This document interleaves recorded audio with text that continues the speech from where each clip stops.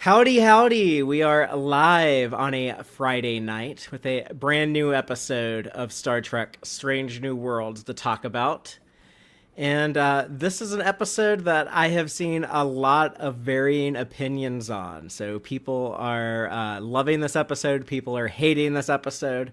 Where will the three of us land? You're about to find out. So I'm very lucky and honored to be discussing this episode with two of my favorite Trekkies. Let's go ahead and get this thing started. I'm Fathery. I'm Joel. I'm Miss Taylor. And this is Tex-Trek.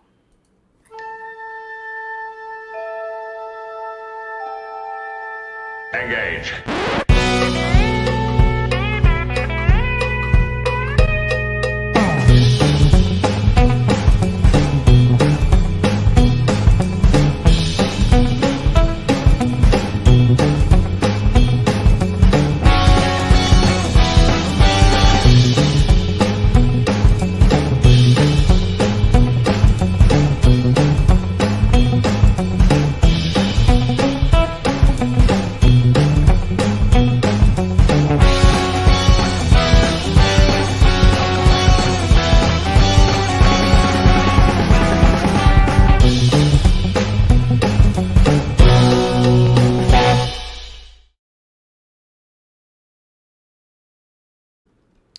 Welcome back aboard the Starship Texas for the 341st installment of the Tex-Trek podcast, the home of Star Trek fandom from deep in the heart of Texas, where we take a deep look at Star Trek, old and new.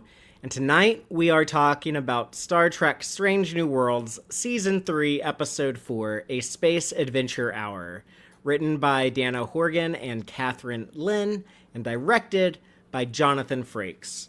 So his big Strange New Worlds episode for this season. He seems to be doing, well, I guess not every other season, because he didn't do season 1. He did season 2, he did season 3, and he said he's not doing anything for season 4 because he's busy with other stuff while they were shooting season 4 this year. But maybe season 5 will get him in for one more Frakes episode. Is that because he did Academy? I can't remember. I think. It might have been. He might have been working on Academy for all I know. That would make sense. That might not be the public knowledge of like what he was working on yet, but that might have been what it actually I didn't hear. was. I just guessed. Yeah. I'm looking forward to getting into this episode because there's a lot of heated talking points around it. It seems, but I'm curious how it'll be viewed. Like years from now, and people like look back. Oh yeah, remember like the weird Hollywood murder mystery holodeck episode of Strange New Worlds. But before we get into that, just a little bit of quick housekeeping. As always, I want to give a huge thank you and shout out to the wonderful people in the Tex-Trek Patreon who make our weekly live show possible. So thank you so very much, Starfleet Sohel, Cake is Eternal, Crazy Dutchie, Joanne Robertson, John Dog, Geek Filter, Quark Spar, Matthew Averett, Braxton, Chuck A, Joel Vallis, Arthur Lamoureux, our associate producer, Chris Garris, Dave Farabee, Dave A. Gregory, and our anonymous supporters. And we like to celebrate with our patrons with monthly Patreon watch parties. Our next one is scheduled for August 16th.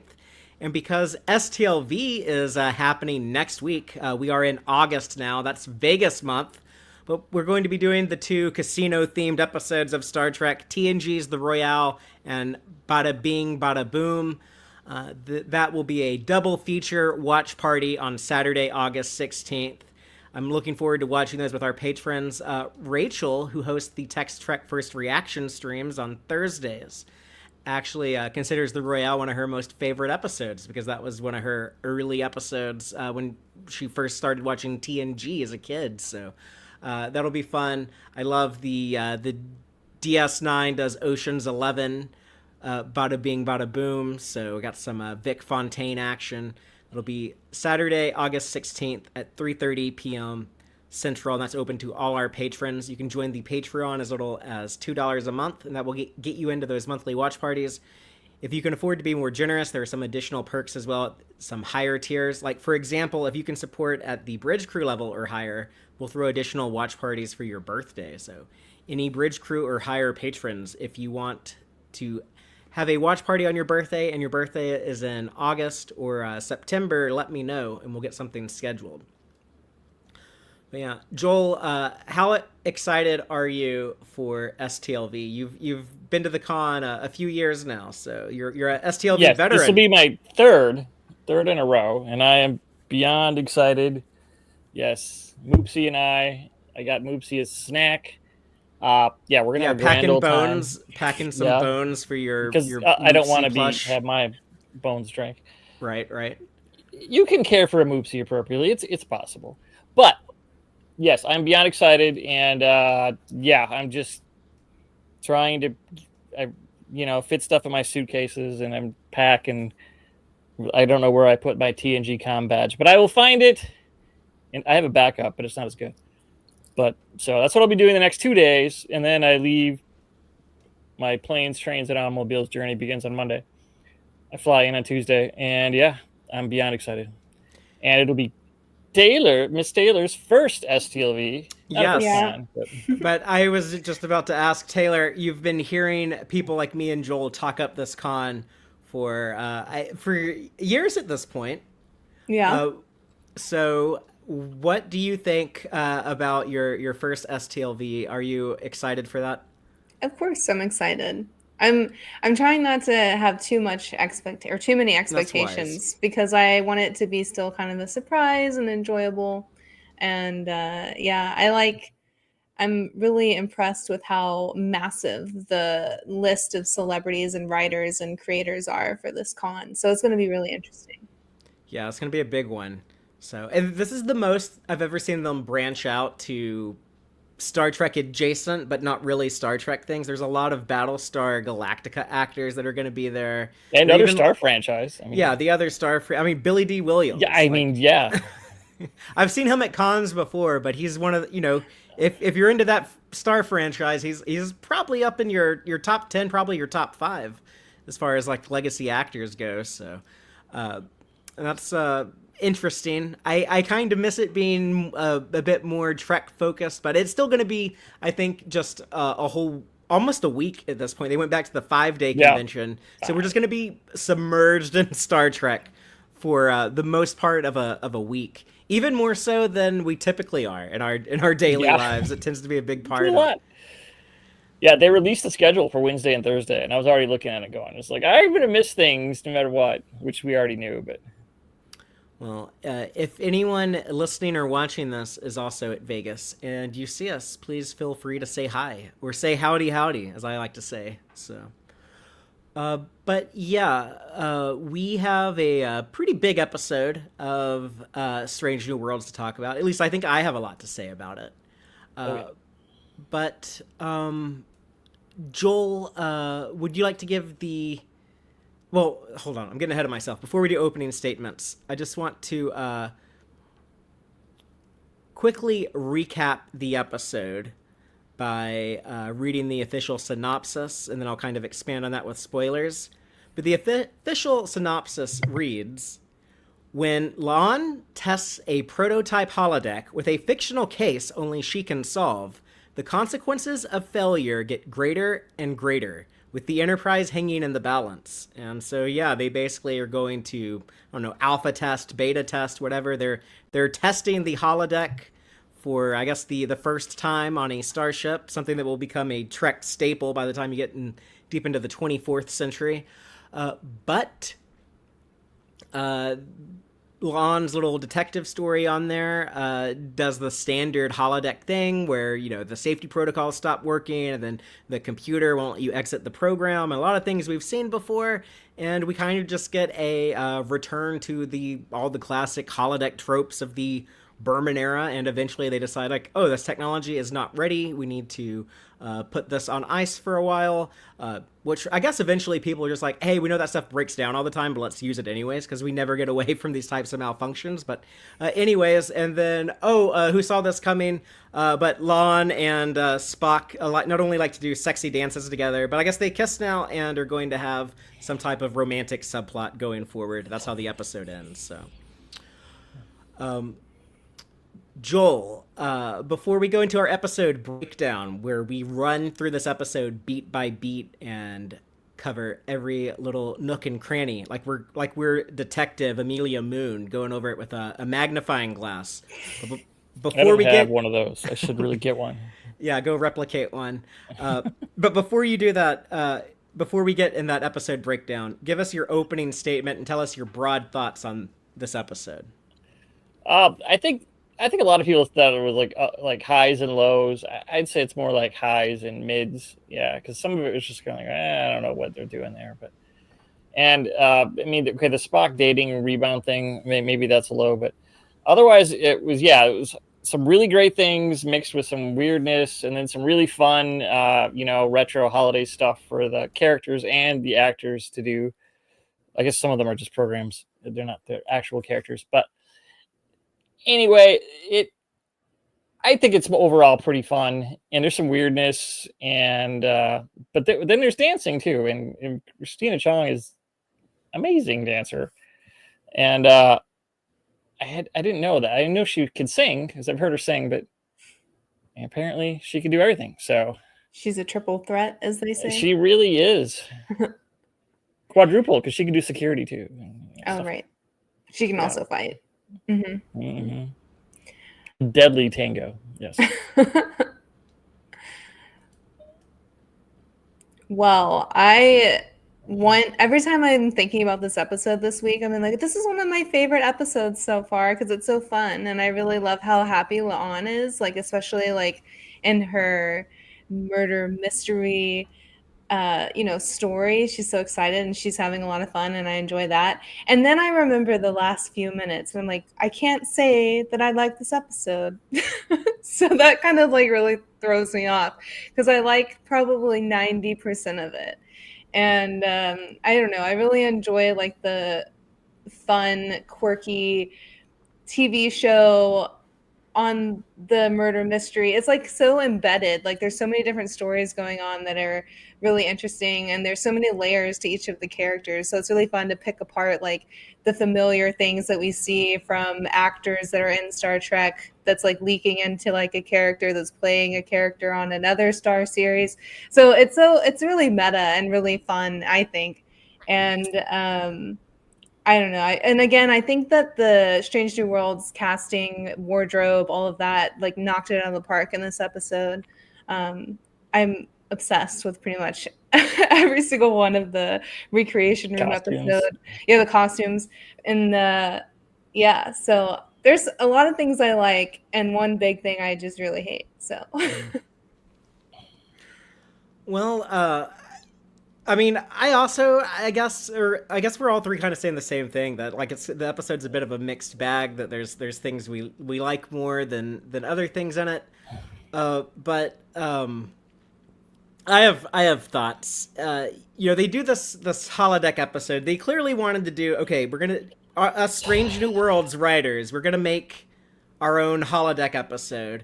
And it's very much a paint by numbers classic holodeck story that we've all seen 4,700 times. I think at the end of the day we just get kind of a mediocre holodeck story, which is sad to me because I think the holodeck, as much as it got played out in the Berman era, and by the end of Voyager, I was sick of that damn thing. I was like looking forward to Star Trek Enterprise not having a holodeck, and they still managed to shove the holodeck in that show a couple of times. So I would honestly say this is the worst holodeck episode of the last 20 years. I have to go all the way back to the infamous Enterprise finale. These are the voyages, mainly because the things on Prodigy and Lower Decks were so good, especially Lower Decks. But that said, I do think they did a really good job explaining the tech. I was a little worried about how they would handle that, but I was like, okay, let's just wait and see it. And it all makes sense. I'm not upset about, pre-TOS using holodeck technology. With the way they explain it here, it works. It actually clears some things up on that front, in my opinion. It cleaned up some of the continuity issues that were existing previous to this episode, kind of connecting some of the dots from Discovery to the animated series.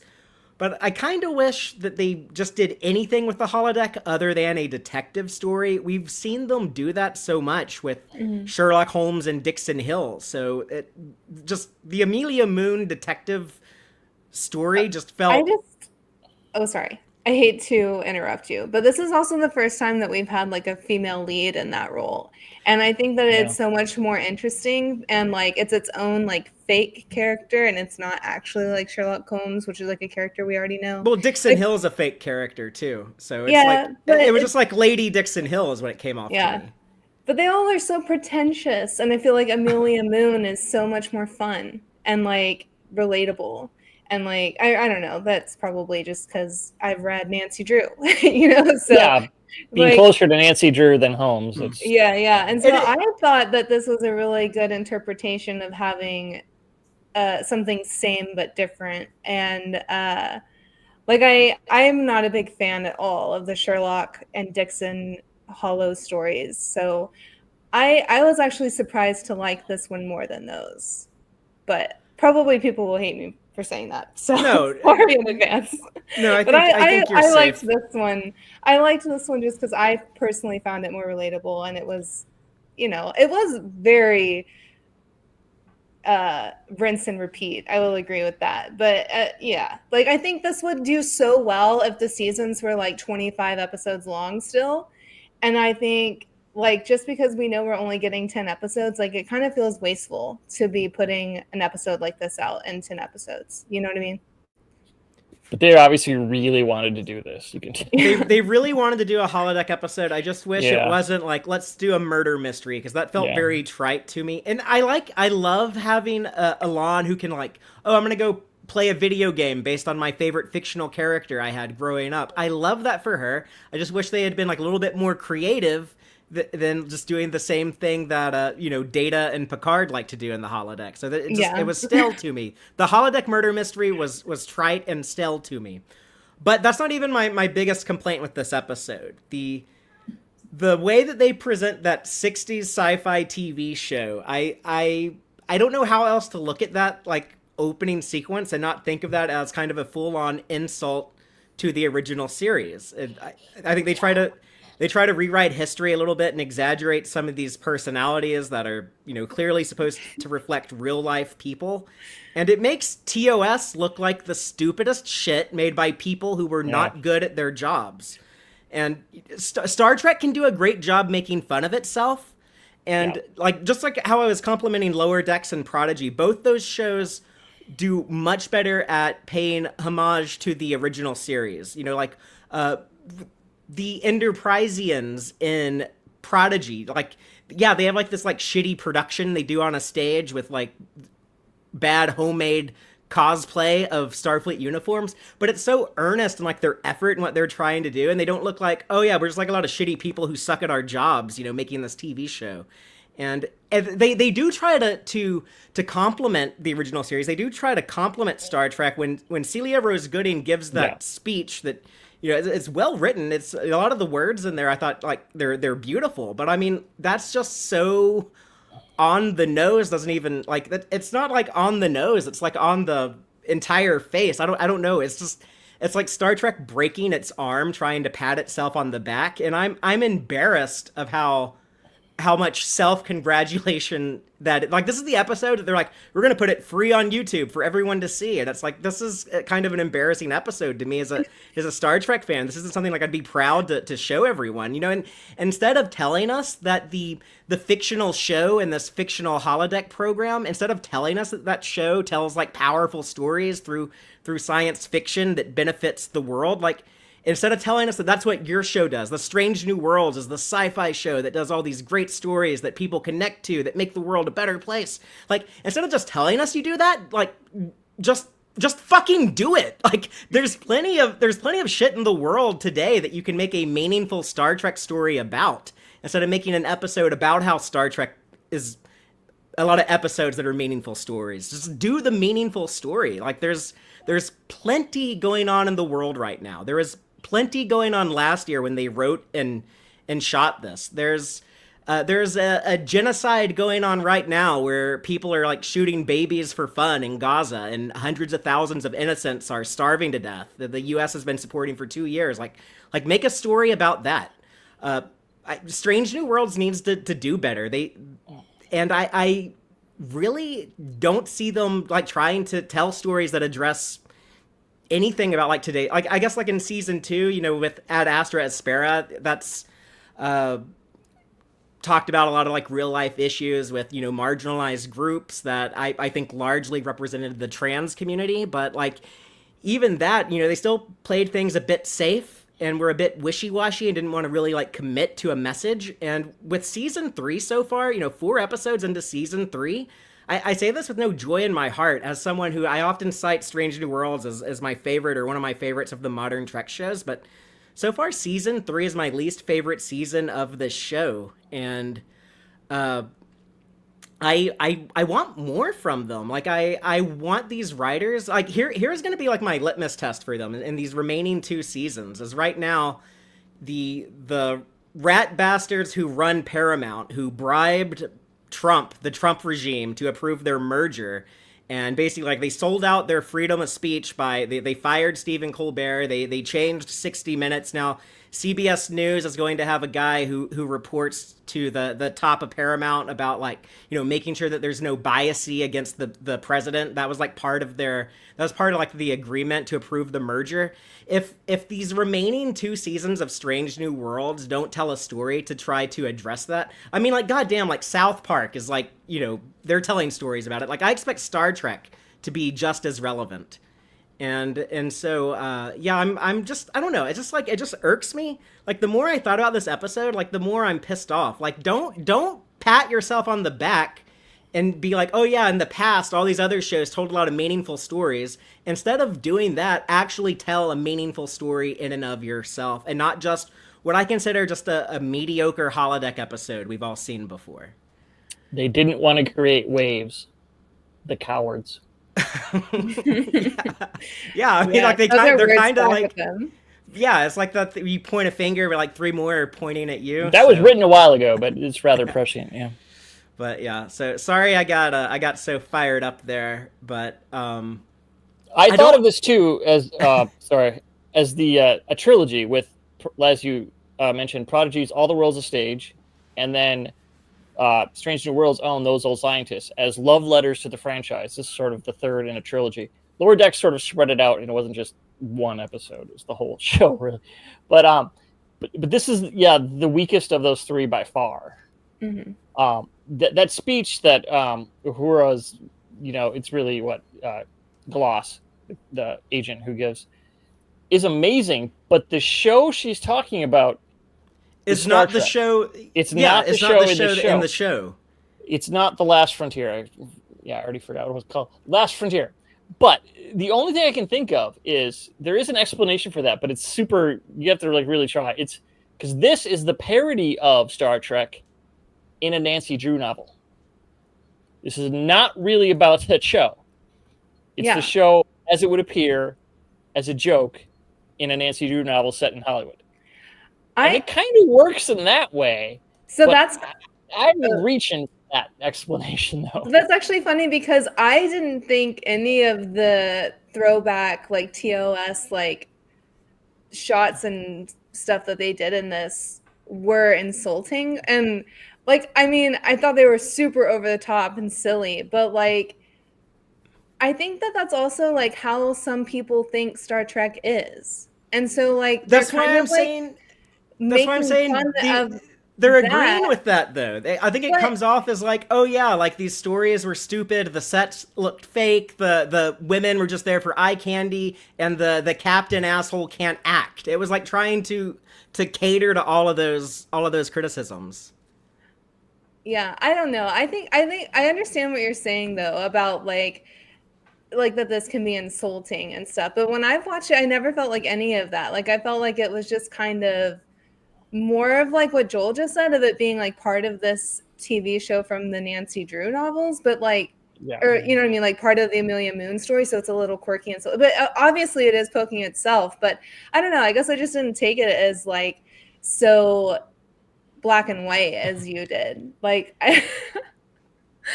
but I mean, I can see your complaints. Like, that totally makes sense. I think I watched this a little bit more lightheartedly and not as like poking at the original series as seriously.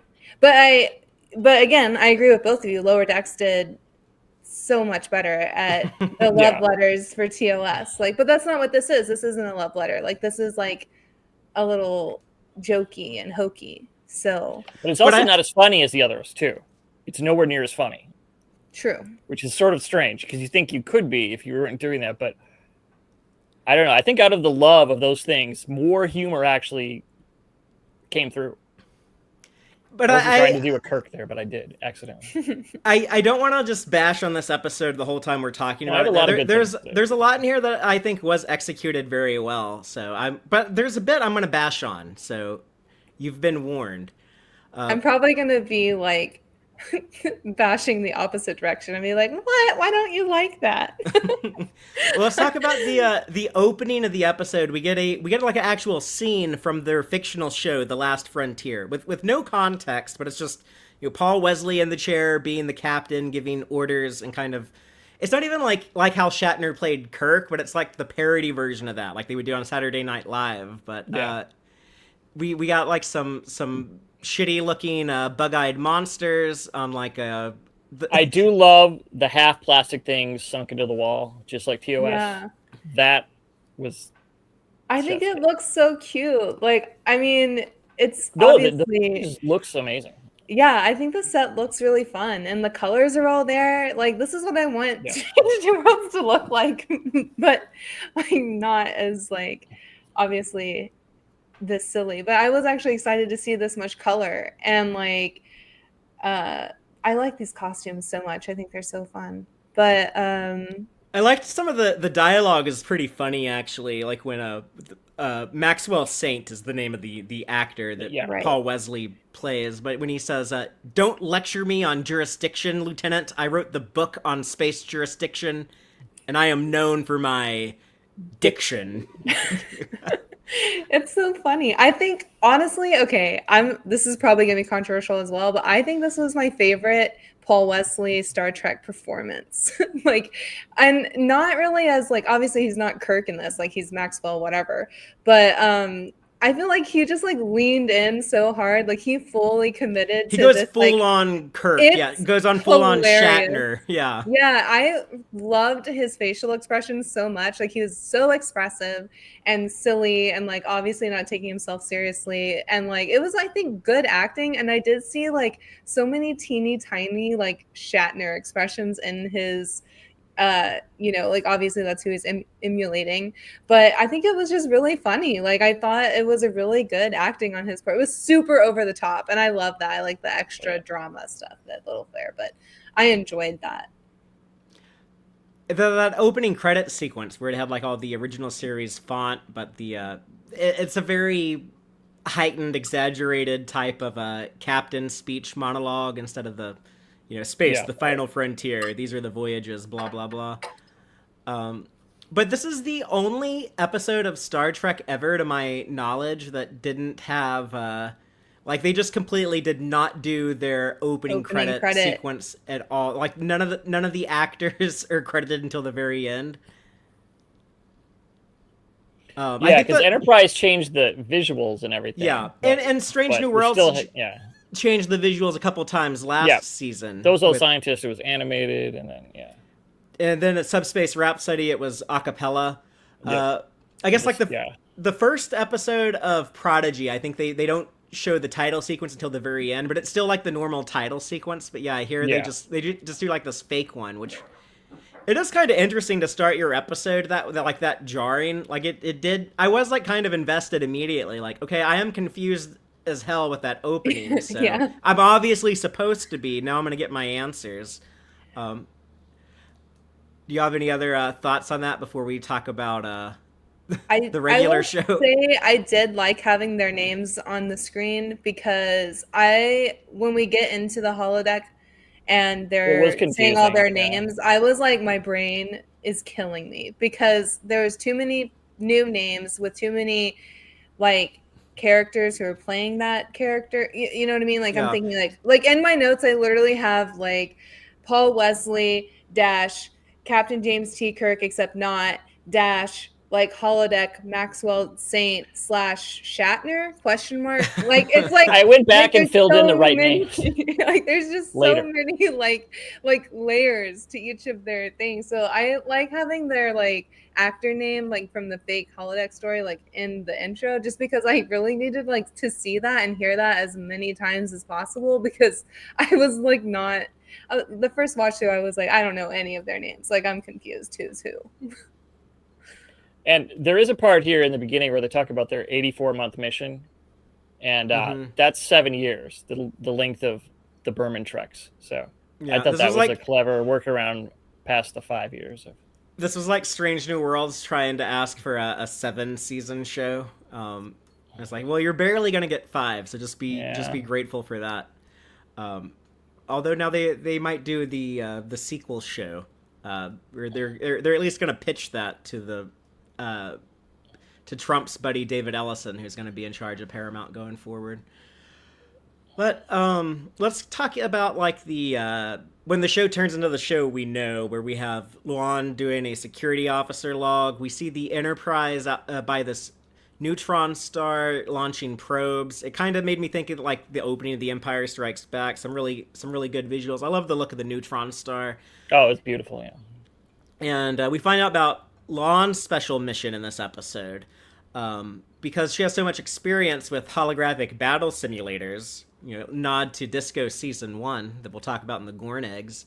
But she is chosen to test out the new holodeck technology that, foreshadowing what will eventually become standard practice in TNG and onward, when ships will be away outside of the Federation for longer than 5 years, and they need a way to keep people entertained on these ships. So maybe people can play video games in the holodeck if a starship with its limited power system and computer system could actually run the thing. I guess this technology is still so new that it's only commonly used on like star bases or planets where resources aren't as finite.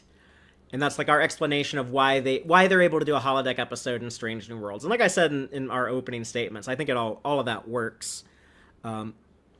But Taylor, I know this was your least favorite element of the episode, is the Spock Lawn stuff, and they get into that pretty quick in the episode, where we see that they've continued their dance lessons post Wedding Bell Blues. All right, so my thing is I'm not mad that they're dancing. I'm mad that they have to romanticize them together, and like, god damn it, like, can a male and a female not just be fucking friends? Like, why does like every single character has to be like romantically involved with someone? Like, it just annoys the shit out of me, because I feel like in Wedding Bell Blues, like when we have La'an and Spock dancing there, I had a feeling, I was so upset. I was like, they better not push this. And then they even like did the same thing and rolled the dancing into this episode as if like that's the only connection that they have together, really. And like that they're hanging out and doing whatever. But like, even dancing, like you can dance with friends, and like it doesn't have to be like, do you know when you dance with friends, you're dancing with Spock and you love him, period. Yeah, like that's just so dumb. Like, I go line dancing with my friends all the time, and I'm not and it makes like you romantic. love Spock. I'm not like, oh, this is making me crazy for you. Like, I don't know, it's just so weird. And like, I just feel like there's not a lot of like lead up to this at all. Like what was the episode last week? Like, they weren't even like on screen together, and like, I don't know. It's just like they went from that 3-month period where Chapel was gone, and I guess a lot of this developed off screen, because like the only other thing is in the Wedding Bell Blues episode, and she's literally being such a hardcore friend in that episode, and that like, it just ticks me off. It ticks me off that they wanted to go there. Like, I just felt like this is one of those things that was on my list of things I did not want. I didn't want any more like romantic things. And so, yeah, I'm on a soapbox now, and I could vent and rant and just go in circles about this forever. I'm just so mad at this, because like, I want them both to be happy and I love them, but I don't want them together. Like, I just feel like that's such a wasted opportunity. Like, you could have like this strong friendship and this strong bond. Like, you don't have to push your characters together all the time. Okay. There was only Rebound Spock, apparently. I'm so mad. Until he Like, rebounds. He tries to rebound with Kolinar later, but it's a while from now. So The thing that they introduce in this scene, though, is that Lon's wearing this monitoring device on her neck that is, I guess, scanning her brain to help the computer construct a realistic program for her. And she's trying to decide what kind of holodeck program she wants to go on. I am happy for Lon to get to like do something that's so kind of, recreational and fun. Yeah.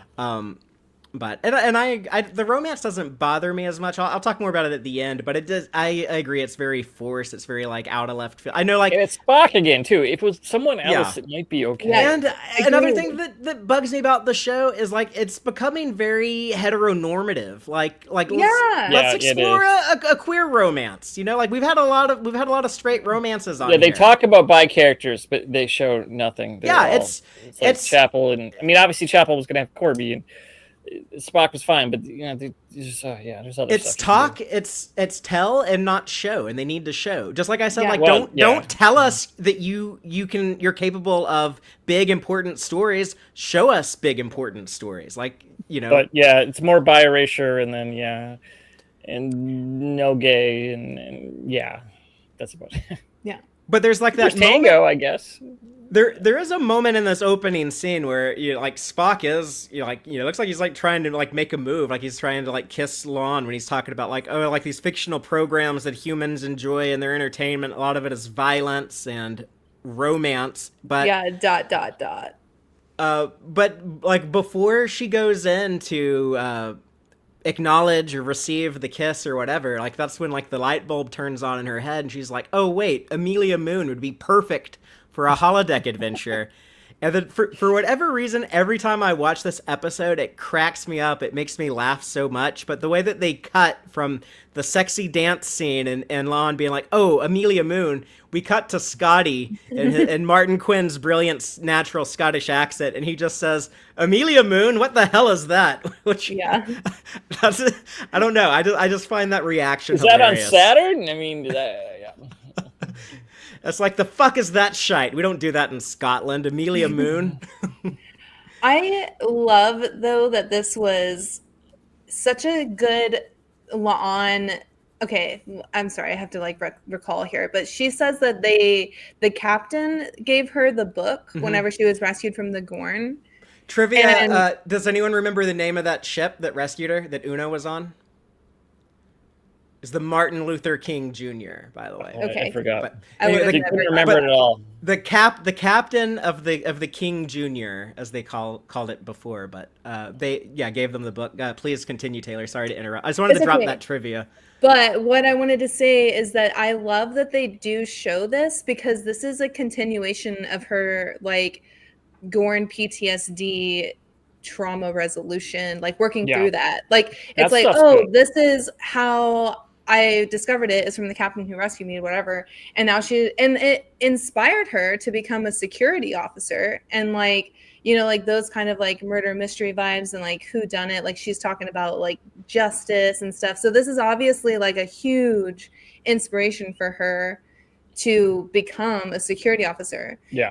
And it's cool, like whenever not Uhura, but in the holodeck is having her soapbox moment, and she's talking about how stories like inspire people.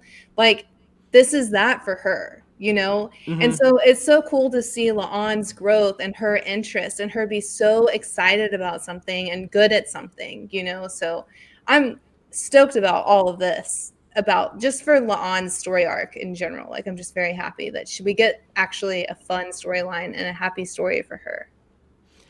Yeah, and I picked up on that too, that like, oh yeah, this was like her like story that helped her when she needed it, that made her see herself in this story reflected, or whatever it was. Like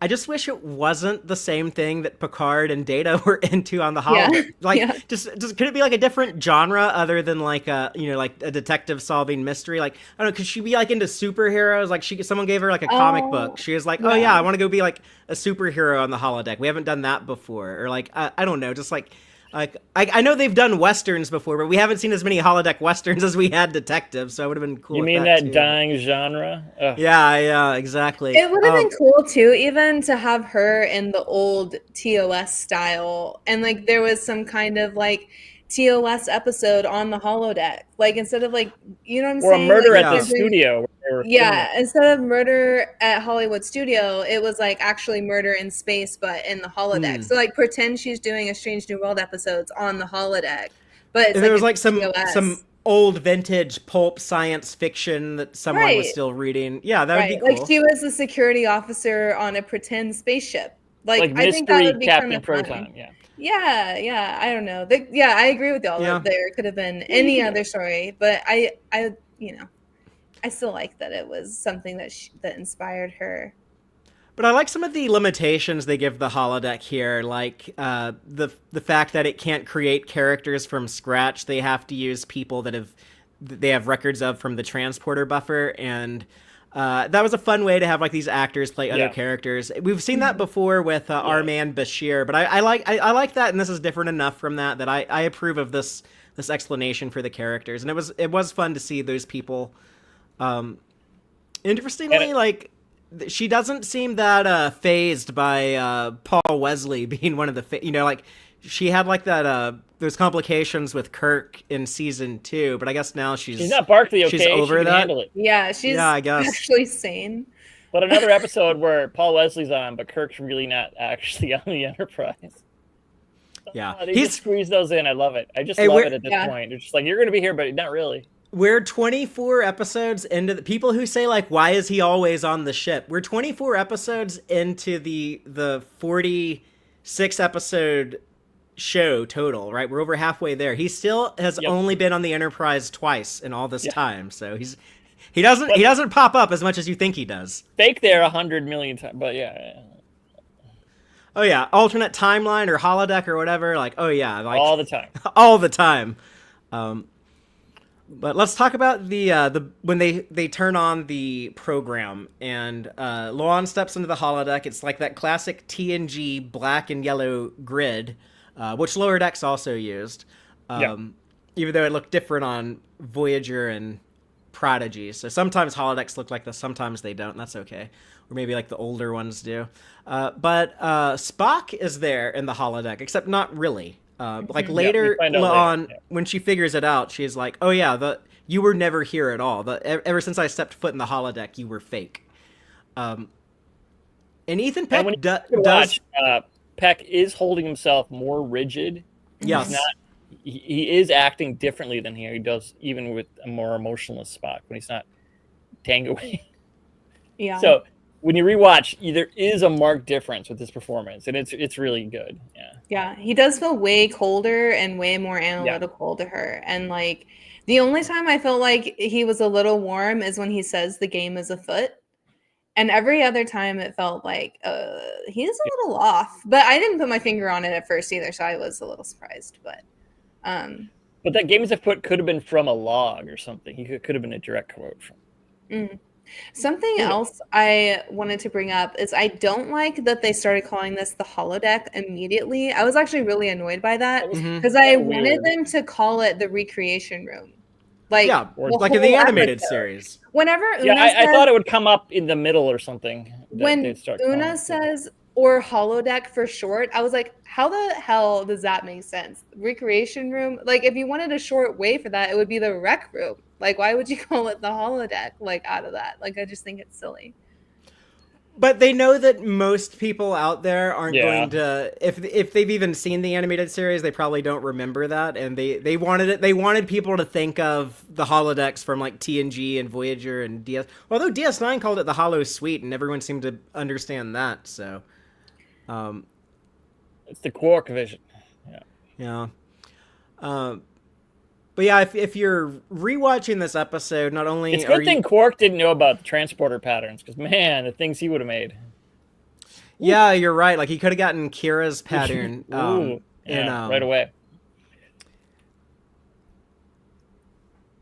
We don't need that. So Meridian, right? That was the name of that episode. Yes, I think so. But if you rewatch this episode and you already know what's up with fake hollow Spock. I guess he poisons the character Sunny that we meet, Sunny Lapino, played by Rebecca Romaine. He poisons her drink here, at the start of the program. He picks up her glass. Is that when he puts the poison in there? I thought this was the one left over at the crime scene. There are two. First, I thought it was the Okay. same glass, but it's not. Yeah, Okay, and then I so- think later he knows which glass. Well, knows which It's glass Sunny's, the poison is because it looks the same. But that's why they zero in on Spock noticing Right. this Yeah. which They're is a setting the clue. stage. Yeah. Yeah. But I guess let's get into like the actual mystery. They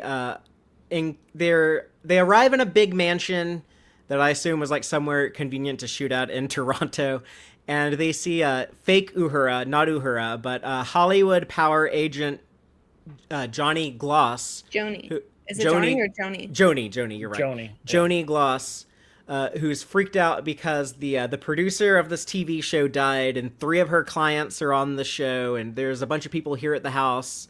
So someone in this house killed the producer, and she hires this detective, Amelia Moon, who's going to solve the case before the cops come in and start arresting everyone.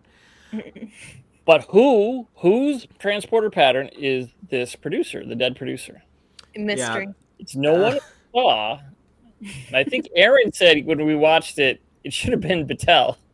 Oh, that would have been funny. That would have been hilarious if I got the wrong person. Or Sam Kirk. I heard some people say Sam Kirk, it should have too. That been would have Sam been Oh, Kirk. hilarious. that would have been great too. Yeah. lost Even better if it opportunity. was Paul Wesley again, but with a mustache instead. That would have been better than our Sam Kirk.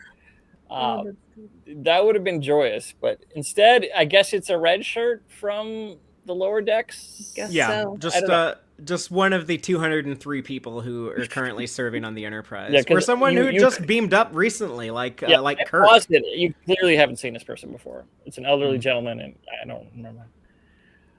But I kind of like the clues that are scattered around, the script with the cover page torn off, the ripped up contract, the film reel, the wine glass, the bracelet. That was kind of neat to have old school clues. Yeah. I also really loved La'an's commitment to the over-exaggerated accent, and That's fun as hell. Yeah, she's it's having so much fun. Good. And she's just so into it, and I love her vocabulary in this, where she's like Hollywood murder, like it's just so cute. Well, she didn't get to say these things. She's only read, in books. Yeah, Yeah. she get. Yeah, you could tell that from her performance. Very good. Yeah. Let's talk about our suspects. We have Anson Mount plays the showrunner T.K. Bellows, Yes. creator of The Last Frontier, and I guess modeled after Gene Roddenberry. Sonny, But he doesn't look like him at all. He's the showrunner and writer. There's certainly parallels, but he looks more like Elliot Gould and all those. In the 70s, he did a bunch of they redid a bunch of classic noir movies starring Elliot Gould. He kind of looks like he did in some of those. But he was a detective. He wasn't a writer in this. But it was fun. But I think, Una is the one that looks amazing too. Yes, she's Sonny Lapino, who's I guess based on Lucille Ball, but the actor turned, but a supermodel, not just a comedian. Yeah. And I think she's more of like a dramatic. She's like a Marilyn Monroe. I think so.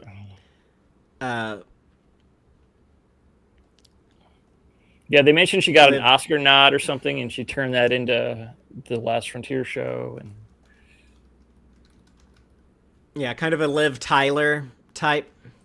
Yeah, and her wig is so good, unlike her horrible bun of doom from the Zero G episode. Yeah. I also really like Anson Mount's hair in this, the curly, wild hair. Yeah. He's good at playing like these like weaselly type characters, like in the Elysian Kingdom when he was the weasel guy who betrayed them.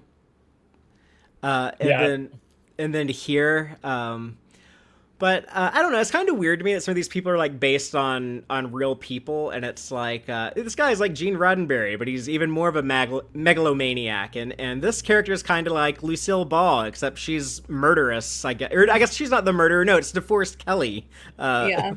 But the character based on DeForest Kelly, they have Lee Woods, who's based on Ortega's transporter pattern, and then Chapel appears as actor Adelaide Shaw, and Mbenga's her boyfriend, who's not even part of the show, but he's just hanging out with her. He's like this British rock star. At one point, he's called Mick Bowie. He's like Mick Jagger and David Bowie. So yeah, it's like funny because his real name is Mac Bow, so it's almost that anyway. So it's a play on his name and Anthony McBow. Yeah. Oh, that was funny. Yeah. Yeah, and he's kind of has like the like American Jimi Hendrix look, but kind of like that UK British rock star voice. Yeah. And I don't know if it's like good accent, but I definitely could tell what he was going for. So, and of course Maxwell Saint, very clearly modeled after William Shatner, but not so much modeled after him, but kind of like the caricature. Like he it's acts like the parody Shatner. version. Yeah, it's like the scenes where he's like just himself, the actor, don't seem that like the real William Shatner. And it doesn't seem like Kirk. It just seems like its own thing. The thing is, the real William Shatner is actually a good actor. Like, not 100% of the time, but most of the time, he's like a damn good actor. So I just like I've seen amazing things, yeah. And just think, and like the way that they handle like the Roddenberry guys, like Jonathan Frakes, like you knew Gene Roddenberry. Like I've heard you, like speak really well of him at times. This is kind of weird. Like, are you trying to tell us like this is what you actually think of Roddenberry? Like, I don't know, just some of that stuff. It doesn't bother me a lot, but it just, it's just kind of weird to me. It just seems weird. Yeah, I think there's like a good separation that we have to remember of like an actual person versus like their personality brand that they are as like an actor. And so like some of this, I think it's like just leaning into the brand or like the stereotype than it is like actually referencing a person. And I thought maybe there were some other writers in TK2, like maybe some Harlan Ellison and some other larger than life Trek writers. But who did a better job of this was when Deep Space Nine did Beyond the Farthest Star or Far Among the other one, Among the Stars, right? Yeah. I get it mixed up with the TAS one.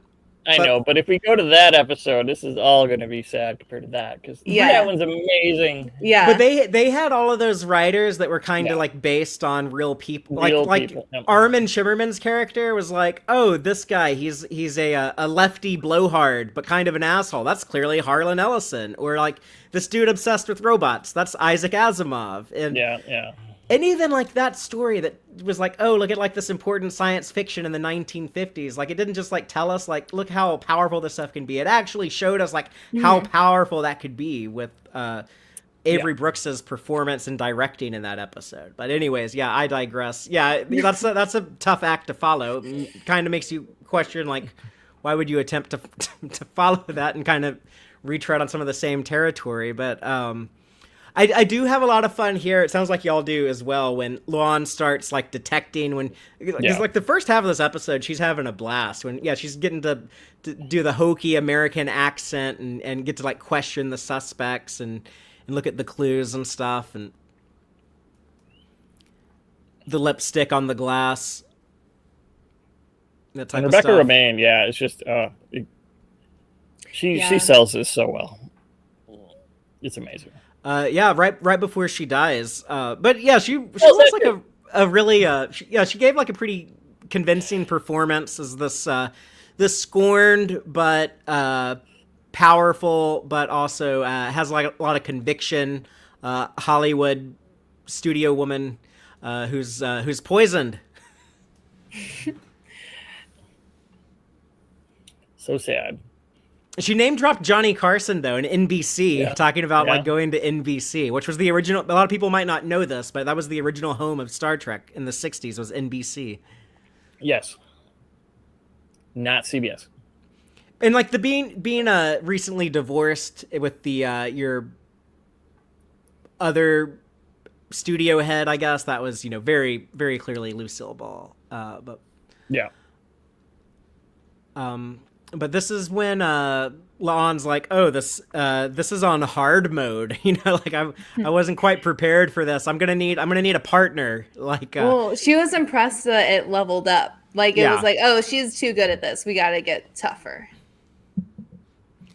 yeah. So Scotty says Call Scotty. Yeah. he can't assist, but she says, "I know just the person to ask. The guy who told me he was already in the holodeck, and I could ask him for help anyways." So Spock, who's not really Spock, so the computer was already prepared to fuck with her, Yeah. right? Yeah, was the plan. it put the idea in her brain. So the hollow Spock is going to play the role of Amelia Moon's assistant. I think it is kind of funny that she says he had in the books she had a bumbling buffoon Yeah. sidekick, kind of like Totally useless. the Watson to her Sherlock. Yeah. The film Watson, because that's not quite the books, but Yeah. the 30s film Watson is the bumbling one, who's Yeah, very yeah, funny in those movies. It's very funny. Nigel Bruce, I think, plays him. Yeah, in the books. I recently watched all those, so they're quite good. Nice. When she approaches the holodeck characters, though, with Spock to continue questioning them, they do kind of hint here that there might be something up with Spock when all of these people are like, oh, what's up with this guy? Who is this guy? Like, they're all really kind of focused on him. I guess that was written to try to get the audience to maybe give Spock a little bit more thought than normal. But there's some funny lines in there about like, he doesn't watch TV. What is he, a communist or a cinema snob, And Yeah. felt very like 1960s. But while La'an is having to team up with Spock to get help solving the mystery outside of the ship, that's when we start seeing some of those malfunctions, and Benga calls Una down to sickbay to show her the fluctuations in I guess like the power systems, and then we have like, I don't know, this scene's kind of fun to me too, but Una in the lab with Scotty just being like, oh wow, that's a sensory overload. Yeah, she was like, oh my god. Endlessly. Yeah. What is the Scottish kid doing in here? Yeah.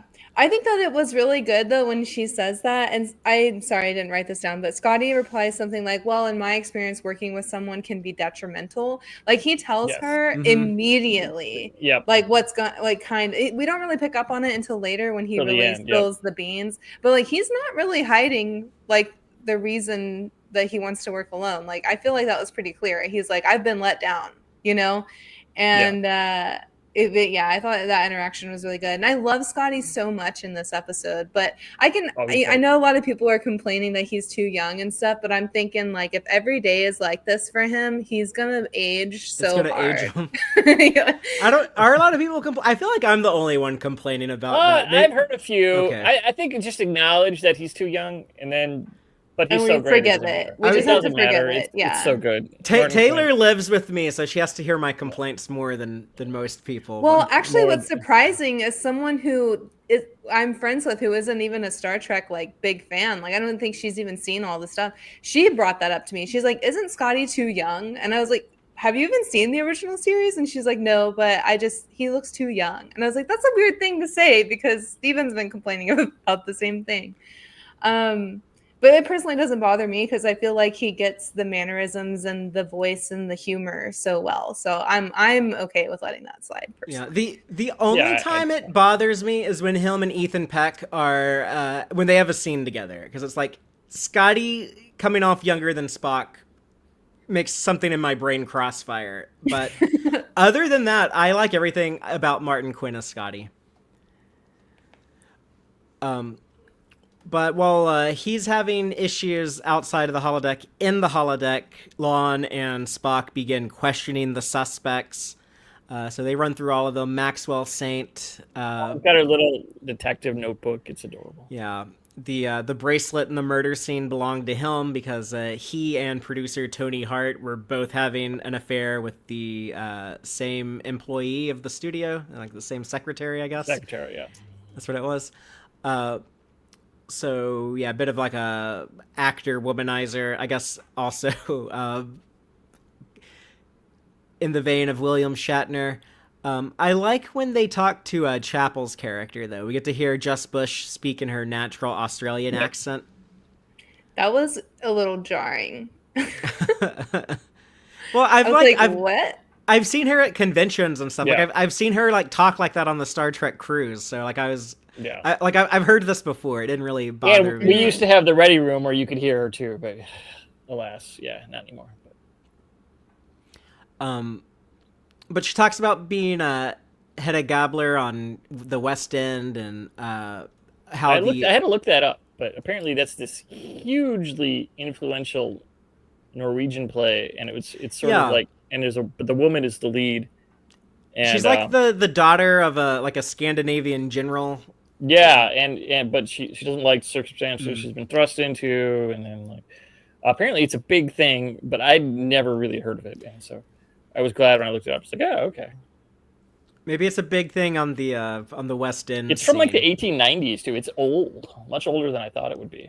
But if you were like a like a highly trained actor from Australia, it would make in the 1960s. Oh yeah, it makes sense you'd end up in London on the West End. Yeah, so That's kind of some cool backstory. I really liked Mbenga's character too. He's like this this hippie rock star, does like the artist salon, all that stuff. Yes, because obviously our friends over at Salon Trek manifested the salon being in Star Trek more. Well, to be fair, they got that out of Star Trek from a different show, but they manifested this one though. Yes. They didn't do the Lordex one, but I also like them. I like some of Adelaide's lines when she says like her lines and skirts were getting shorter and shorter with every season or every episode, and that the only person who was like fighting for her like just died, you know? And I was like, oh man, like that's so realistic. And also I appreciate the like women supporting women there, you know, that she was feeling supported by Sunny. And she also says is it really so wrong or something to want love and be taken seriously in my career? And I like that it pans to La'an where she's kind of slow nodding. Like she's really getting a few lessons, I think, through this program. But then you don't like La'an being able to have love later in the episode. That's not accurate.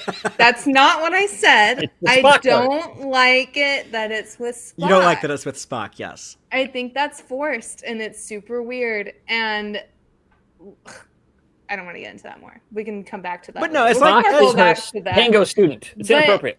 But I do think that I like her like slow nod. Like she's like, like I do want to be taken seriously in my career. And remember she like in the Rhapsody episode where she's like, I need to change my prerogative or whatever. And like how is she, like I feel like she's done that a lot in season 3. Like we've seen her more open to things and she's more creative. And now I think she's finally being like, okay, I want to open myself up more. Yeah. Right? Yeah, like getting through her Gorn trauma has changed her life for the better. Yeah. Anyways, continue. Other characters being interviewed. Yeah, we find out that Lee Woods, we get the Western connection, DeForest Kelley. Like, Taylor, I've probably mentioned this to you when we were watching the original series, but DeForest Kelley pulled from one. Yeah. Well, he had played a lot of Western, mainly bad guys, but bad guys too. He paid the bills by being a Western actor for many years. So we kind of have kind of a Western-y outfit on Ortega's here in the holodeck. But yeah, Lee Woods was actually writing a script for a Western movie, and that's what we'll eventually piece together. That's what producer Tony Hart stole from her, which led her to be the killer to kill him.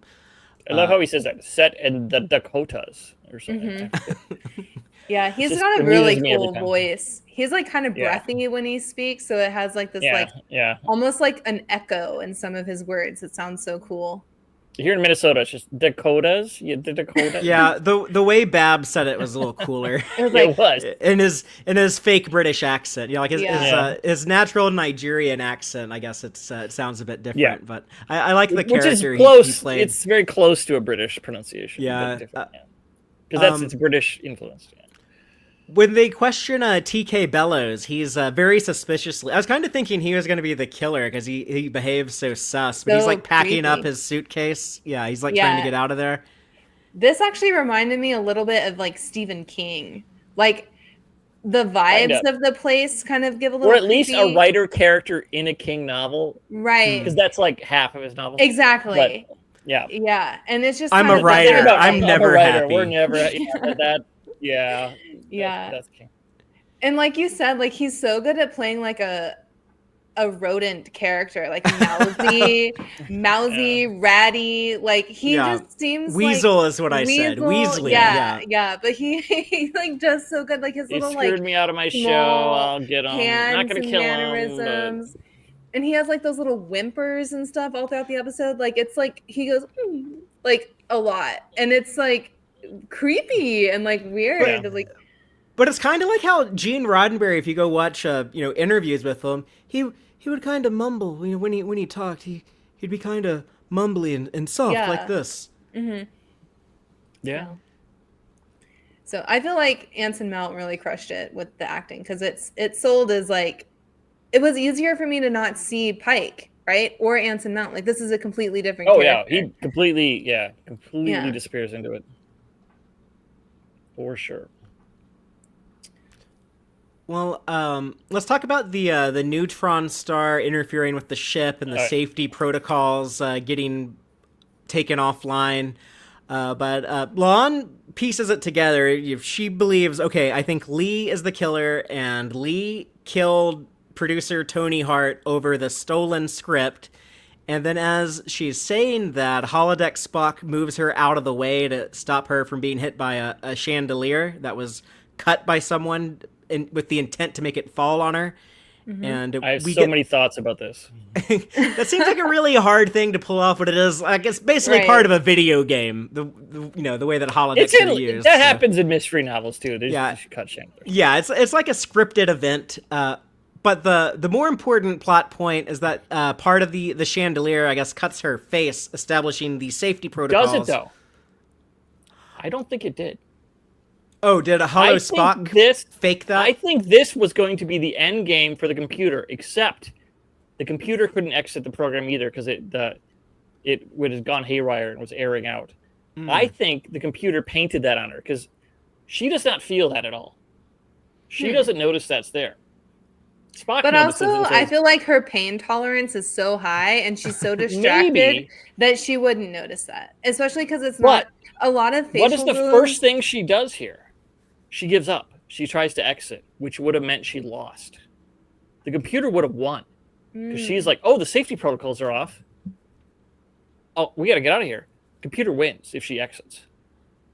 But that's an interesting if they're not really off, because the reason I think the security protocols are not off is the fire. Uhura's Gloss character is constantly looking for light. There's no lighters. Later, she finds that fire, which is still not hot. It's like the Square Agathos. It's a fire with. It just looks like fire. It's not actually burning anything. It's not hot. Not because of that. I think it's because it won't allow a fire because the security protocols are all on. Because the first thing Spock says at the beginning is, "You really can't smoke in here," or in general. So I think that's a clue that the computer isn't going to allow anything to be on fire. Actually, I mean, in TNG they have I think the more that I think about that, Joel, like I don't even think it's like a fan theory. I think that actually might have been like the intent. That because the protocols thing never about go the down, light is hammered home about 5 or 6 times, and then the fire thing can't just be so the films are covered because you could just have it outside the fire. You could do that without having it in the fire. Taylor, what do you think? Do you think the safety protocols were actually working the whole time? This hasn't even crossed my mind, so it's. I feel like I'm reeling a little bit, and I'm trying to soak this information in. Because if the computer, everything was functioning on the Enterprise, and she could say computer and program, and it worked, computer would automatically win at that point. The only reason it didn't is because things were going wrong with the power, which the computer didn't mean for that to happen. It was just sucking in processing power and energy. It didn't mean for it to disable the Enterprise. Comms. The goal was to win. But Yeah. comms were also down and weren't working. So there is some But level I think of the computer did that of on purpose. malfunction. Yeah, the computer might be doing the comms on purpose. I don't know. I think that's open but that's to up in the air. interpretation. I think the safety protocols could be either. I think that they probably did turn off. I feel like that would be part of like the, I don't know. I don't feel like I know this for sure, but it would, to me, with like the issues of the power going on and off and there's disruption to the program, I could see that being real, that the safety issue. But we don't see anyone else get hurt. Like the next time we see someone get hurt, we know it's not. It's Spock. It's Spock. So Hollow Spock. I don't know. Yeah, and I was also thinking like the fire, like the lack of fire was interesting. That did come up a lot, like you mentioned. And I like that's purposeful. Yeah, that's not a mistake. Joni was like complaining about constantly looking for a light. The tacky. She was like trying to light through that fire, and she's like, "Oh, of course he would have a fake fireplace or something." I don't know.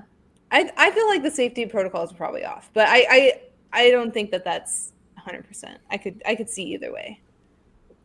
But it's up for interpretation. Yeah, it's not 100%. Yeah. That's the communications are definitely down. Right. That's you get that. I thought it was funny that the scene where Scotty goes to the bridge to ask Uhura for help. I like that Scotty has to ask. I like that Scotty had to ask Uhura for help with something because, like, as good of an engineer as Scotty is, he does not go to Uhura. No, he's like, oh god. Yeah, that was so cute. But like, I like Uhura being such like the communications expert. Like, she knows those systems better than Scotty. That's cool. Yeah, love that. I also loved them kind of like problem solving back and forth, where he's like, she's like, I don't know, it's techno babble. Do this. He's like, what if I've already done that a bunch? Yeah, and she's like, I love how expressive and big her expressions get, like throughout this conversation as she realizes what's going on. And when she finally is like, have you tried knocking on the door or simply blowing it off? Like, I loved that. I don't know. She just gets so animated and she's obviously concerned for her friend. And like, I don't know. It cracks me up. Like, I love the way that they work through this problem together. It's really fun and entertaining. When we were watching this episode with, Aaron, aka Geek Filter, who's in the live audience, he caught that they mentioned the ODN, right? The optical data network. Yep. We talked about that a lot on DS9, but like that's kind of weird that I guess that is a thing in 23rd century technology. Maybe it just kind of sucks, or it's not. Or maybe it's part of like what the holodecks use. They have some type of optical data system. It was also interesting. Scotty seemed to have really big clear plastic things he was sliding in that looked like really big versions of isolinear chips in TNG, but they weren't the same. So it's not like they were the same thing. But yeah, they established that Scotty can't pull the plug on the holodeck without crashing the entire computer system, which would probably destroy the ship as they're right next to a dangerous neutron star. And they're going to need their computers to control this ship. So while that's going on outside the holodeck, we have more drama, like infighting between the holographic suspects inside of the program, and then murder again. The murderer, Lee Woods, now killed. Yep. Yeah, and, our primary suspect, I guess, before. Yeah, and it looks like Joni did. This is when she's in the room with the fake fireplace. She's like, oh, finally, I can hopefully get a light. But instead, she discovers a dead Ortega's body. But this is where you get like that big speech that kind of explains the mission statement of Star Trek, which I don't know, the self-congratulation-ness of this is. I think it's embarrassing. I think it's weird. It's an amazingly written speech, but did they earn it? I'm not sure. But I think I wrote the whole thing down. So I mean, I'm reading it, but I think like the part. I think it's too long. I think if it was just a little shorter, it'd probably be fine. And I think like the important part was to say like you don't pause it to write it down, it goes by faster. Yeah. You don't find the idea inspiring, like you don't think that there's someone that's going to spend the rest of their life searching for the stars or whatever, and like there's not a story that heals them and shows them parts of themselves they've never seen before. And that's when like it cuts to La'an and she's just kind of nodding, because that's what Amelia Moon was for her. So I think it was more important for La'an to hear this from the Amelia Moon story, but it was also like a parallel for, it's supposed to be like, right, the parallel for Star Trek. Yeah. But I think it works better, obviously, as like speaking to La'an as like Amelia Moon, but not for Last Frontier. Not right.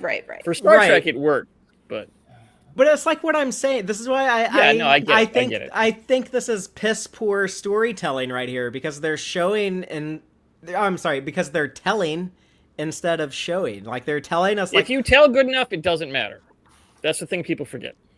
Well, I don't think it's good enough. Stalker is an amazing movie. They don't show anything. That's why I'm thinking though that if it was just shorter and like more concise, it would be more compelling. If you were if she was just like in passing saying like because I feel like it is good to have that connection to that parallel of what's happening on the holodeck, but what's also happening for like Amelia Moon for La'an, and like recognize like, oh, it's healing, you know, but like to just have like a really quick like one line to be like, isn't art like so influential to your life that it's inspired you in your life, like something like that. It can be more vague and more open to interpretation. I don't think that would help though, because it would still have the juxtaposition with that stupid shit in the opening of the episode. Like this character comes off as a lunatic. She's like really? You think that like that stuff y'all were doing in the opening, talking about your brain cells being stolen and how good you're known for your diction or whatever the hell, like you think that is like this inspiring piece of art that can change the world, that can change hearts and minds? Like you sound like a freaking lunatic.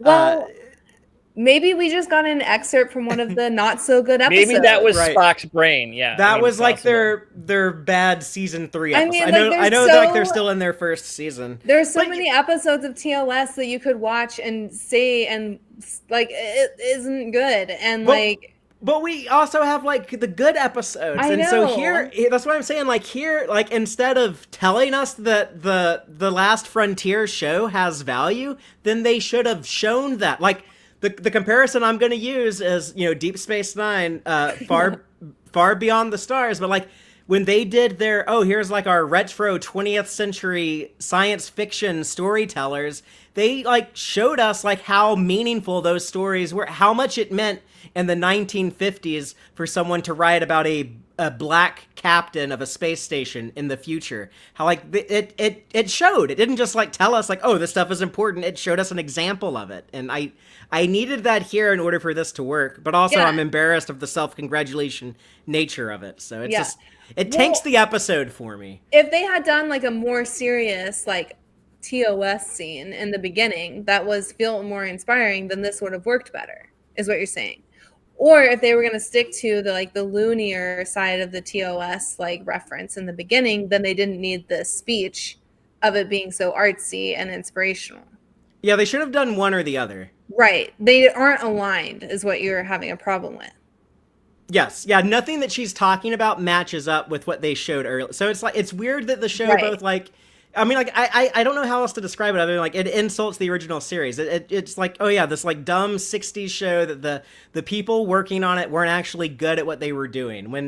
Which was, like, historical revisionism. Like, the original series was a high-effort, high-budget production. I think what this episode needed was probably 5 more minutes of the Last Frontier. And if they had done, like, some more serious scenes, like, where they toss those in, where you have like that comedy side where it's a little silly, like Spock's brain, but then you also get some of the stuff from like City on the Edge of Forever, like referenced in this or something. That way you could have seen both sides of the coin, and the speech probably wouldn't have been as like insulting to you. Or I still think the speech probably should have been shorter, but I think what you're saying, what your complaint is missing like the seriousness and the excellence of TOS. Like they're only bringing up the parts that were silly and goofy that people. But see, and like I think the problem is that that's very memorable, and so people who haven't watched the original series in so long, like we watch it all the time. Like the people who are in this group and in this live chat, I'm sure we all watch TOS on Saturday nights, and like pretty frequently for backtracking retrospectives, and it's present in our brain now. But if you're just thinking about it, like say you haven't watched TOS in 20 years, like maybe that's how you remember it. And so like it's catering to like that instead of like actually watching it all the time. I don't know if what I'm saying is making sense, if I'm rambling. But I do agree like that the speech that she's saying doesn't align with what we've learned from the Last Frontier series that they're mimicking. Does that make sense? Joanne in the chat is reiterating that this is not a congratulations speech. It's a criticism of the fans who have lost the thread. I guess she says the point. So I think it does work that way. She's right. You can interpret it that way too, and that works well. It's a criticism against the fan. I don't know if I follow that, but Well, I think she said it on the salon too yesterday, and I'm remembering everything there. I don't remember every single thing she said, but it's about some fans taking some of it too seriously and just becoming too pedantic and losing the joy they once had in something, I believe. So I'm probably just forgive me, Joanne. okay. I'll go watch the salon on the replay. It was very good. I mean, it's always good. It's always fun, but there was a lot last night. That was very good. Yeah, just the show that she's describing is like a meaningful science fiction show. I just did not see any of that depicted in their spoof of the original series. But the big plot point that happens after that is they discover the murder weapon in the fake fireplace that didn't get destroyed. I love, by the way, that Spock says that the discontinuation of celluloid film in the late 22nd century was considered a detriment to cinema. I just like, oh yeah, that's exactly what they mentioned cinema snobs earlier in the episode. That's definitely what like cinema snobs will say in the far flung future. Yeah, it works. I would like to point out that this is when I learned from Joel and Aaron, aka Geek Filter, that they can have audio recordings on a film. So that was something I didn't know about. It's a little squiggly line. That was really cool. It was traditionally made with silver. The rest is just plastic film stock, expensive.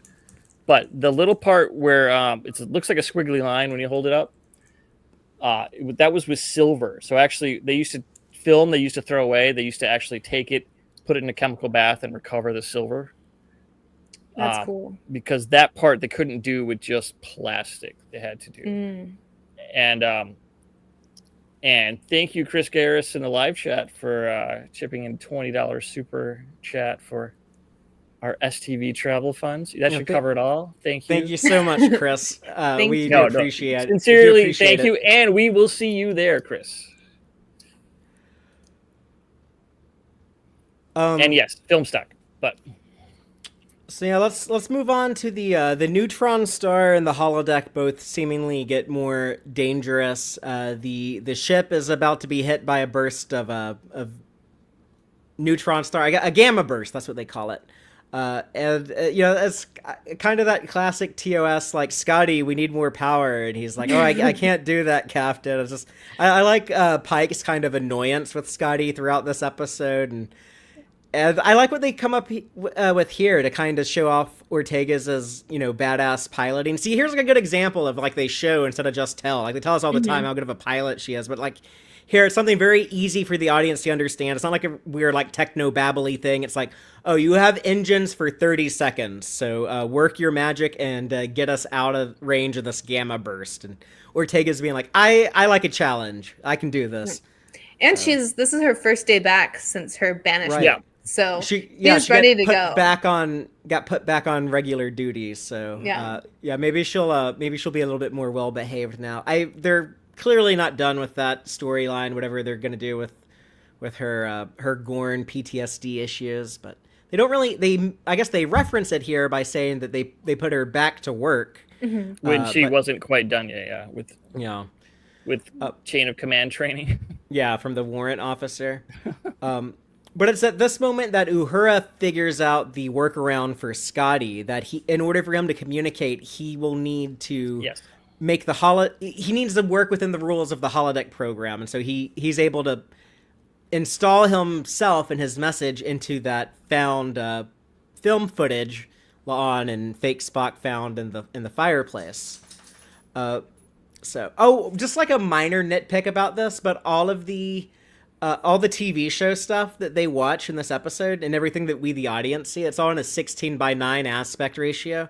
And it should be 4:3 to be 20th century television, but that's a real minor nitpick. It doesn't actually bother me. I just want to point out that you noticed. I noticed, yeah. Actual 35 millimeter film stock is 4:3, except when you shoot a widescreen movie, they just ignore the top and bottom. But the other weird thing is that like the camera to record this much footage after the director yells cut, but they need it for the clue. But you see like the on-set footage of TK Bellows yelling at his actors about them like not understanding. See, this is where I think it's like insulting the original series. It's like these scripts are dumb, these actors are dumb, whatever. But we see that he was fired over the telephone. That's so interesting that you read it that way, because I read it more of like a critique on the writer than on the actor. Like, he's yelling at them, but I felt like the whole point is that this guy has let shit go to his head, and he's like being annoying and rude to his cast, and he's getting punished by getting kicked off the show. And I think like that's not saying that the Last Frontier show is a bad show. It's saying that, hey, our showrunner is kind of like not being super great or whatever. So, I mean, I don't think that it's fair to say that it's a direct parallel to like in real life events. Like, I think this is like, obviously it's a fake show. They're pulling what they want, but they're also pulling fake stuff. Like, some of it's not real, some of it is real. Like, I don't know. But I thought this was more of a criticism on him, but you're saying it's more of a criticism on like the original series, like acting and scripts and stuff. Well, they make like a point to say Maxwell Saint can't deliver a line. Like they have like a couple of people be like, why can't you just act? Why can't you just like deliver a line like a fucking normal person? And then they also have like people like, oh, like your script doesn't make any sense. I thought this is about capitalism. Like, oh, you didn't understand it. And just like the way that they do like the view screen, which is like an actor on like the other side, not like an actual special effect. It's just like sort of like the dumb shit like that. It's like, yeah, the original series was not some like stupid production. Like it was a high effort, high budget. This seems more Lost in Space than. Yeah, it does. It seems like the standard fare of science fiction in the 1960s on television. You know, there was like some smarter stuff like in literature and in the movies occasionally, but on television it was always treated as like dumb kid stuff until The Twilight Zone and Star Trek. And you don't see this as like kind of like the revolutionary, cutting edge trailblazer that Star Trek was. So, and what they present here just doesn't jive with the speech that we got earlier. So it just I don't know. It does not work for me, but. This was like the clever way for Uhura and Scotty to get a message to La'an through the film. Why so that was kind of Scotty fun. had the flashlight part because it's like a microphone. I don't. It was kind of fun, but it's just like I don't get why the character would have like that person on the set character. But okay, you're just like. I kind of thought it was a little bit of a waste of time to have him. I mean, I guess this would happen anyway. There is but a little like, she information, already knows that the only way off the holodeck is to solve the mystery. Like, she said that. And for Scotty on the outside to be panicking to get to communicate with her, and then he's just like, yeah, you got to solve the mystery. And she's probably like, no shit. Like, I've already figured that out. Like, I wish he had said something more like, hey, we know you're stuck in there. We know that you need to solve the mystery. Just making sure that you know that you need to solve the mystery. But maybe like try to go as fast as you can because we keep losing power out here on the ship and we're stuck near this star that's exploding. So hurry it up. That was for the chat, but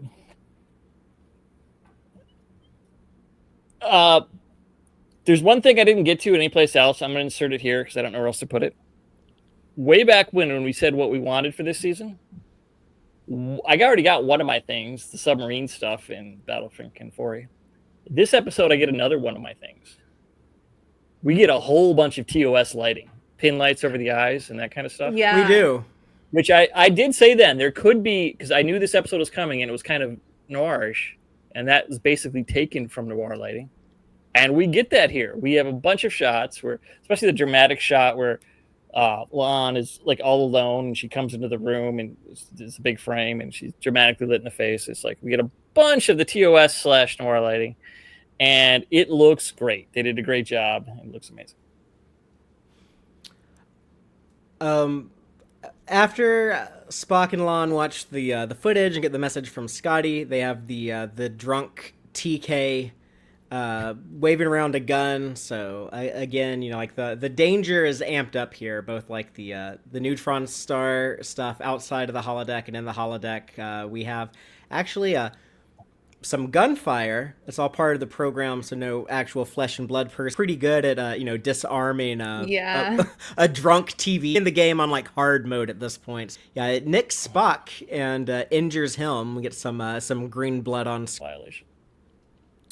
Yeah, not a violation because that. At first, I thought he didn't bleed at all, but then I realized, there is green blood. It's just Spock right now holding Spock. Like, what'd you say, Joel? The holodeck not be used just yet. Still a little too dangerous. There's some fun lines in there with Pike's reaction.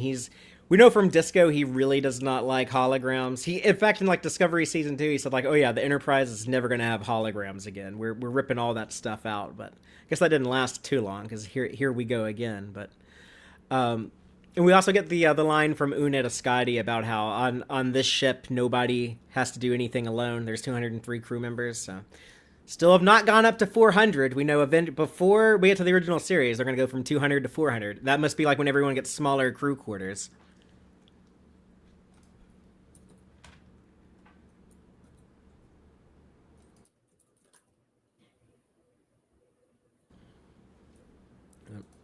Y'all have any thoughts on this, they cover everything they need to for the historical precedent of the holodeck pretty fast. They set up the Voyager one with the separate power stuff, but you think they would just ship out with Dungeons and Dragons instead of the holodeck. It's a lot less dangerous. I guess there was a 23rd century satanic panic. I don't know. Probably not. And the last thing we get is, of course, the continuation of the La'an and Spock sexy dancing. So Spock is, like real Spock, nowhere to be seen most of this episode. Was he dancing the whole time? He was in his quarters practicing his dancing. He was like, I almost kissed her last time we danced. I'm gonna be smooth as hell and get that kiss this time, I guess. It's weird. Like, okay, my issue with this is like Spock shouldn't be like, a smooth operator like this. He's kind of a awkward. Like they've built up all these stories about he's actually not that good at human romance. But I guess you could make the argument that like, oh, he needs someone else who's like kind of cold and distant like him, like La'an. Is that that seems to be like what they bond over is like, oh yeah, like I too have often been called, cold and so. Well, he said words often used to describe me. Like he's like not surprised. Yeah. He needs the tango to bring it out. The whole time this scene was going on, it was just like internal screaming and just worse and worse and worse every second for me. I'm really bummed about this. Really? I really want La'an to be happy and I like that she's embracing like, I don't know, love and opportunity or whatever. But But like, you don't want it to be with Spock. oh my God, like please. for the Maybe love not of another God, bridge officer. let's like try to have like a unique, I don't know, like because like it's just another one of those like, here we go again, like she's gonna be the new Chapel, and like this whole thing is gonna be will they, won't they, and slash like, because we know like obviously like we don't even know of Lon and like TOS, so obviously something tragic's gonna happen or something, which whatever. It's, I get that you all want to suffer and like have these little fling romance things, but I don't. I don't. Taylor only wants people that are going to be happily ever after. She's I'm like, like, I do disagree with that though. Like, I think it's okay to, I think it's okay to have like these doomed romances. Like, I don't need them to. I don't even know if doom's the right word. Like, I don't think every romance has to be, you know, permanent and everlasting. Okay, but I know, but I don't. That's not what I'm saying. Like, my problem is that like they haven't had any chemistry at all. That it's inorganic. It's inorganic. That's inorganic. exactly what. Like, if it was Spock and it was like well addressed and well written, I'd be fine with it. If it was good. Or if they spent more time building up to it. Like Tom and B'Elanna, they spent a lot of time building that up. Worf and Jadzia. Those are slow burns. And even Book and Burnham. Book and Burnham had a lot of season 3. Yes, exactly. Like, they were enemies to friends almost. Yeah, I mean, all we've had lovers. Yeah. All we've had with like the two of these two before this was like, oh, when Spock went through teenage human puberty one time in season 2, he thought Lon was hot and got weirdly, awkwardly aroused in front of her. So I guess those seeds were there. And then they danced a little bit in the wedding episode. But even though like even those are seeds, I don't feel like that they're like strong. Like when he was like human like that didn't feel like it was like it could have been like anybody, right? Because he's like basically a horny teenager. And like in the Wedding Bell Blues ones, like that to me really was reading really good friends and like having a strong bond as a friend. And then this just felt like left field to me. I was not stoked. And but I feel like if they had like a better lead up, this just feels like, oh well, we can't do Chapel and Spock anymore because we brought in Corby. What are we gonna do? Like, we're not gonna bring Turn Sam into a dog. Oh, you didn't mean that. Like, I would rather them focus on like another character's romance other than Spock. Yeah. But I don't necessarily like hate the Hillman La'an thing. Like I would like it to be, I guess ideally, like I don't know, if they like explored something more, I don't know. I want it to be like very different from the Chapel thing, which I'm not sure what their plan is here, other than they wanted to make it like real messy and complicated when Kirk shows up. So I do kind of like stupid. I do kind of like that idea that like Kirk shows up and he's like, oh, by the way, things did not work out with me and Carol. Like, Lon, I'm available, but like, oh, you're busy smooching this Vulcan guy. But it's like Spock and Kirk are endgame, so like they could just be a throuple. But also like, there we go. The other thing is like La'an though, I just wish they would create her own. Like, if what am I trying to say? Like, if they're gonna have her, like, I don't know, because she doesn't have a lot of options, right? Like, there's only so many characters on this show. Like, but I feel like they would need to create a new character for her. Or like another interesting thing, which is a little bit maybe not cool, but like I think that she has really good chemistry with Una, and I know that's more of like a mentor-mentee situation, but I feel like they've had more freaking chemistry than her and the Elysian Spock. Kingdom made it seem, which might not have been real, but I don't know. It just, to me, I'm just mad because I feel like it feels forced. It should have been Mariner and Hot Spock. That's all it should have been. So yeah. Bring Mariner back. I don't hate it, but I don't like it either. But like I'm curious to see where it goes. I don't know. I can kind of have fun with like the soap opera trash. So if they milk some juicy drama out of this, I might like it, but I might roll my eyes at it and hate it. So I'll just have to wait and see on that stuff. But Yeah, I don't want that juicy drama stuff. I don't like that stuff. That's very cringy, very awkward. It's way too 2000s sitcom, and I don't want that anymore. Like, I think that's so overdone, and like, I think it also like belittles the female characters, and like, it's like, oh, like if you're talking about having Kirk come back and then there's like all of this like romantic tension or whatever, and that just seems so ridiculous to me to like put her who's gone through all of this other stuff like through something like dumb like that. Yeah, just I have a hard time Or maybe this. next week Spock will start learning the foxtrot and have to have a different dance teacher. And then he's dating that dance teacher. I did just wonder, basically he though. dates whatever current dance teacher he's doing. I did wonder though when they started doing the Spock and La'an dance stuff in Wedding Bell Blues. I was like, why would they use her instead of Una. For this? Yeah, and I was thinking like, well, maybe they are going to go like a romantic route, and I thought like probably not, but maybe that's why. And now I'm like, okay, that was obviously why.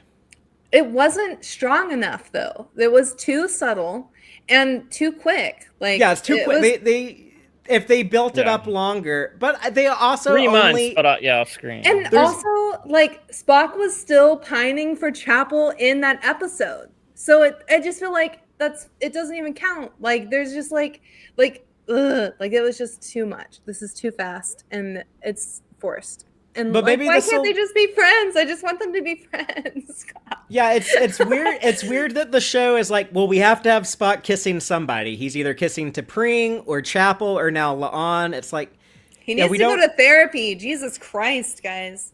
Well, why does he need to go to therapy? Because he's having a hard time. They don't have any counselors on their ships yet, and it shows. It shows.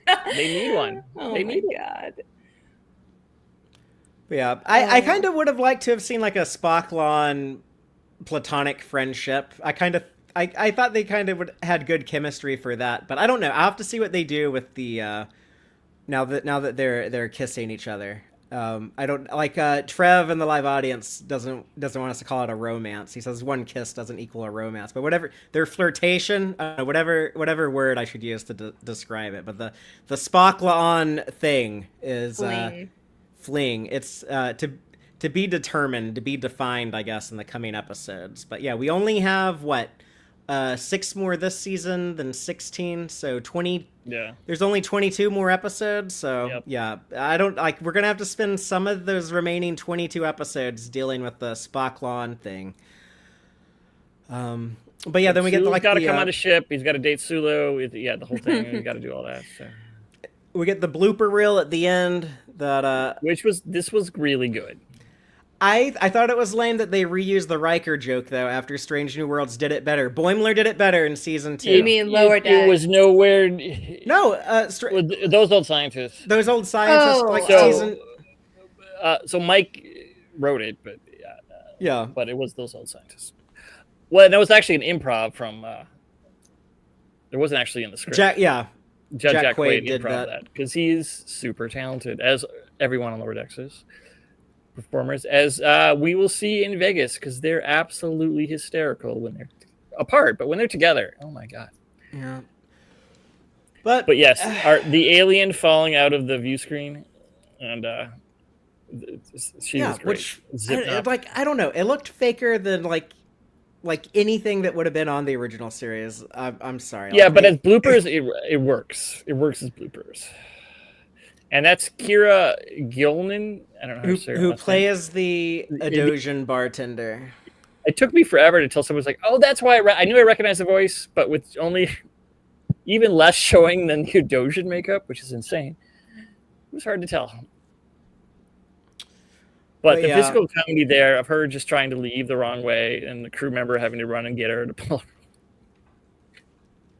Yeah.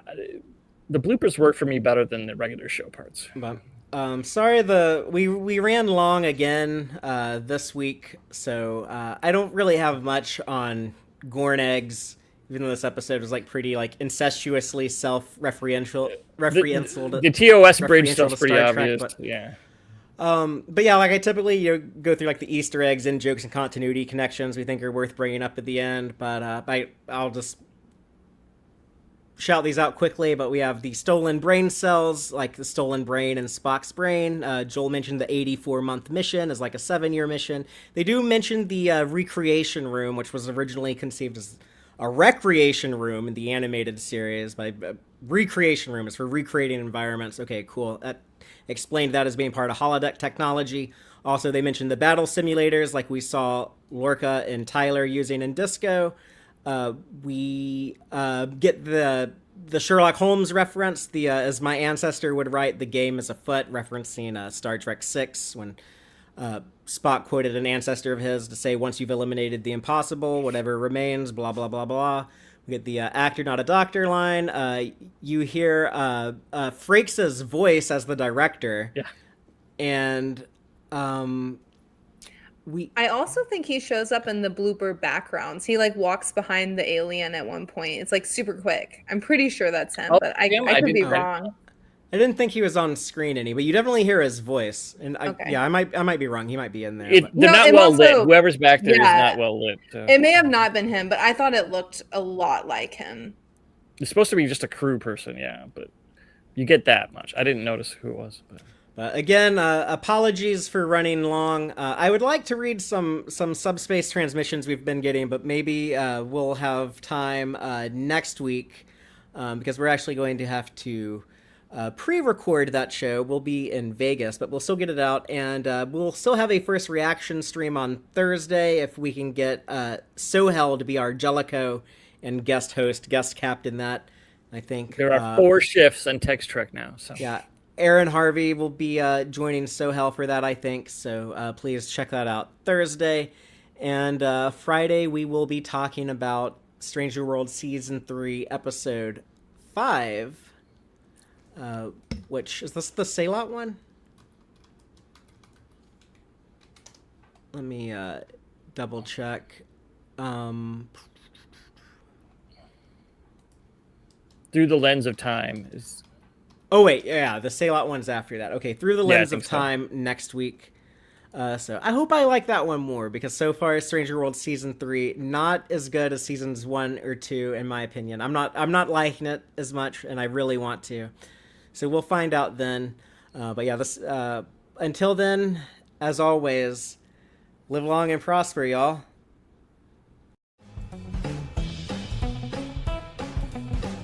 Subscribe to YouTube to watch the Tex-Trek podcast live or listen to us later on your favorite podcast platform. Follow Stephen Fothery on socials at TXTrek. Thank you and take care.